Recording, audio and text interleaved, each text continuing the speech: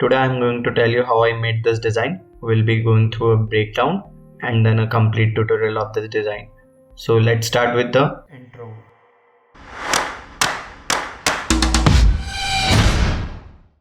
This picture was clicked by David Underland. It is available on Unsplash. I'll give the link in the description.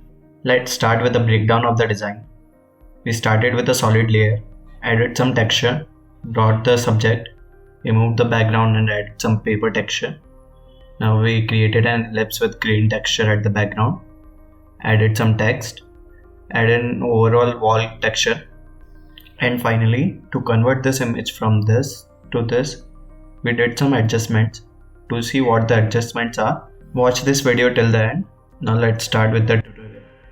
Start with a solid layer, adding some texture to it. I'll adjust the opacity to my taste. Now I'll bring the subject. To remove the background, I'll first create a mask using the select subject tool, and then we can remove the background by masking it out. Now I will add some paper texture to the subject. I'll change the opacity and blending mode to my taste. I think the orange color of the blindfold does not go according to my idea, so I'll change its color to purple. I'll just quickly use a solid layer and change the blending mode to hue, which will change the color of the blindfold. Now let's add an ellipse and also add some grainy texture to it. So I'll just quickly draw an ellipse and clip a grainy texture to it. I'll quickly add some text. Whatever the code you want, you can use it.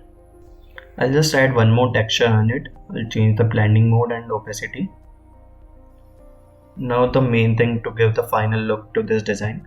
We'll just do a few adjustments and change this design from this to this. To remove the dullness from the design, I added a curves layer in which I adjusted the whites and blacks in order to give it a bit darker look. Then what we did is we adjusted the saturation level.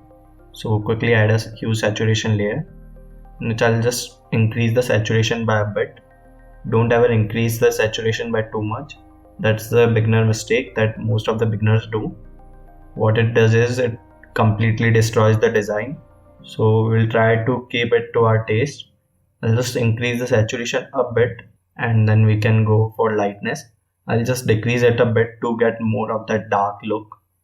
So you can also create such designs, and if you do, please share it with me on Instagram at artsy.lens.1. And now outro.